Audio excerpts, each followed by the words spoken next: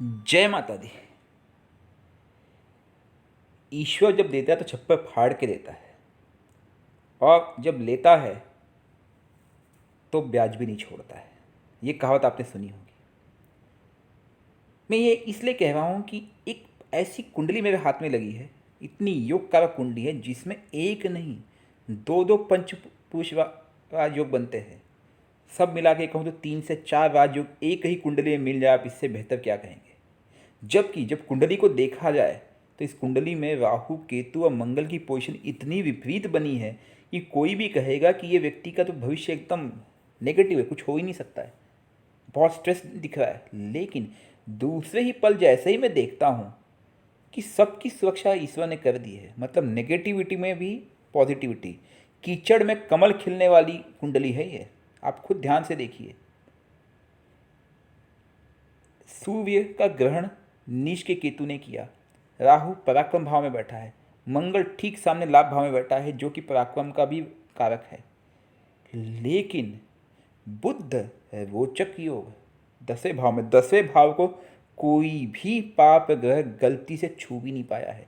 ना शनि की दृष्टि पड़ी, ना केतु की पड़ी, ना राहु की पड़ी, ना मंगल की पड़ी, सबके सब देखते रह गए। और कर्म भाव में बुद्ध ने एक जबरदस्त भद्र योग बना करके इस कुंडली को एक विशेष बना दिया। यकीन मानिएगा, इस कुंडली में बुद्ध से बढ़कर कुछ हो ही नहीं सकता। बुद्ध लग्नेश है और अपने ही घर में 10वें भाव में बैठ गए।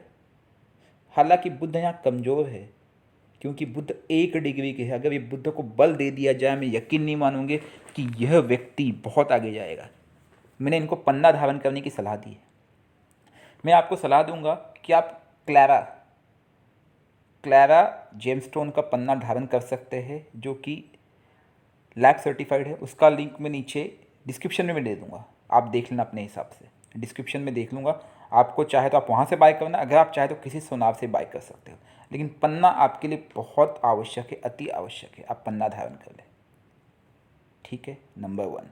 नंबर 2, कुंडली की बात करें, अभी इनकी राहु की दशा चल रही विपरीत दशा, लेकिन विपरीत दशा के बावजूद भी ये व्यक्ति स्वयं विदेश में बैठे। आप कैसे मानेंगे कि नीच के राहु पराक्रम भाव में बैठ करके दशा दिए है और उनके साथ केतु की अंतर्दशा आ गई तब भी। लेकिन प्रॉब्लम ये है कि भाई साहब, बुद्ध को तो कोई फर्क ही नहीं पड़ता है। बुद्ध राजा जैसा बैठा हुआ एकदम राजयोग बना के। और दूसरी तरफ शुक्र उच्च का होकर के सप्तम भाव में, वाह वाह क्या योग बना है, उसने भी राजयोग बना दिया। दूसरी तरफ शुक्र ने राजयोग बना दिया, मतलब आपको एक सुंदर स्त्री मिलेगी आपके विवाह के योग्य, उसके बाद आपका भाग्य उदय होगा। गुरु और चंद्र ने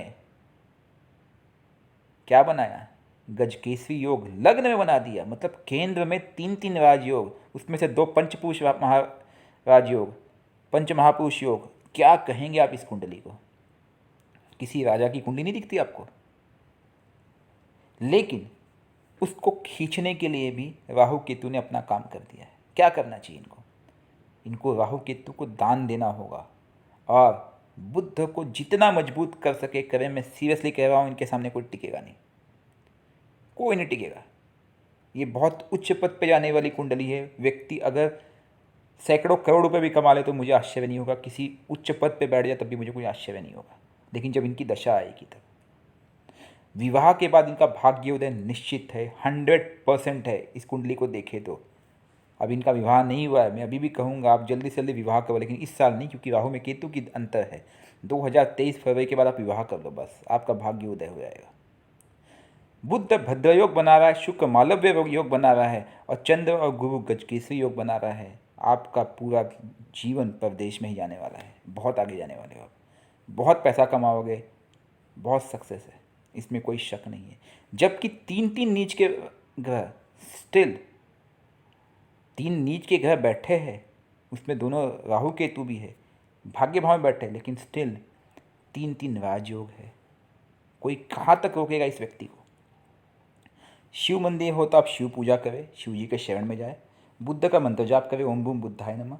शुक्र का मंत्र जाप करें, ओम शुम शुक्राय नमः। और ये दोनों मंत्र आपको सुबह करने हैं। राहु और केतु का मंत्र जाप आपको संध्या काल के बाद करना है। राहु का मंत्र है ओम राम राहवे नमः, केतु का मंत्र है ओम केम केतवे नमः। अच्छा, एक चीज़ और है, शनि इस कुंडली में भले षष्ठेश होकर के छठे में बैठा हुआ है, वो भी यहाँ पे हर्ष नामक राजयोग बनाता है। शत्रु इनके सामने टिकेंगे नहीं। दिल के साफ व्यक्ति है और जीवन में बहुत सफल होंगे। कुछ विशेष कुंडलियाँ जब आती है तो बताने में मज़ा आता है, क्योंकि अक्सर कुंडली में हम दोष देखते हैं, लेकिन ये एक ऐसी कुंडली है जिसमें दोष को छोड़ो, दोष को निगेट करके राजयोग उसके ऊपर उठ रहा है, कुलदीपक योग बना रहा है। भले मंगल नीच का बैठा है, लेकिन जिस स्थान में बैठा है नीच के राहु ने उसकी बल को क्षीण कर दिया है, तो मंगल भी यहाँ पे सपोर्टिव रोल में है। तो ये एक विशेष कुंडली जो कि कुंडली में 3 से 4 राजयोग बनाते हो, सब फलित हो रहे। राजयोग कब खंडित होते हैं? जब लग्नेश कमजोर हो या पाप ग्रह या मारक ग्रह की दृष्टि पड़ती हो उस राजयोग कारक भाव या उस ग्रहों पे। लेकिन ऐसा यहाँ पे कुछ भी नहीं होता है। आप कहोगे केतु की दृष्टि लग्न पे पड़ रही है, बिल्कुल पड़ रही है, लेकिन वहाँ पे बृहस्पति किस लिए बैठा है? घास घास छोड़ने थोड़ी बैठा है वो। बृहस्पति 11 डिग्री पे है, साथ में चंद्र है जो कि लाभेश है। बृहस्पति इस कुंडली में चतुर्थेश और सप्तमेश है। तो भाई साहब एक चक्रव्यूह बना दिया। जैसे आप जब चेस का खेल खेलते हो तो आप अपने राजा को बचाने के लिए चारों तरफ से अपनी सेना लगा देते हो, हाथी घोड़े लगा देते हो, कोई कहाँ से घुसेगा? यही चक्रव्यूह इस कुंडली में दिख रहा है। कोई कहाँ से घुसेगा? कुछ संभव ही नहीं है। कभी अगर कुछ नेगेटिव दशा आएगी वो टेम्पररी होगी, समय आएगा निकल जाएगा। आप समझ गए होंगे। कुंडली बहुत अच्छी है, बहुत ही योग कारक है। अब इस समय इनको थोड़ा लॉस भी चल रहा है, उसका कारण है केतु की अंतरदशा आई है, उसमें भी शनिदेव अस्त हुए हैं।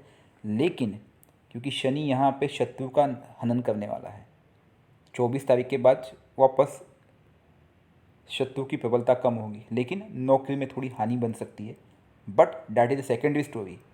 लेकिन सबसे अच्छा परिणाम यहाँ पे अगर कोई देगा तो बुद्ध देगा। इनको मैंने कहा पन्ना धारण करो, हरा कलर जीवन में अपनाओ। जितनी आप हरी सब्जियां खाएंगे, हरे कलर के ड्रेस पहनेंगे, उतना आपको सफलता मिलेगी। आप शिखर पर चढ़ते जाएंगे, उच्च पद पे जाएंगे और जीवन में अपने कर्म से, अपने मेहनत से बहुत ऊंचा मकाम हासिल करेंगे। ऐसी कुंडलियाँ जल्दी मिलती नहीं है, विशेष कुंडली। जय माता दी।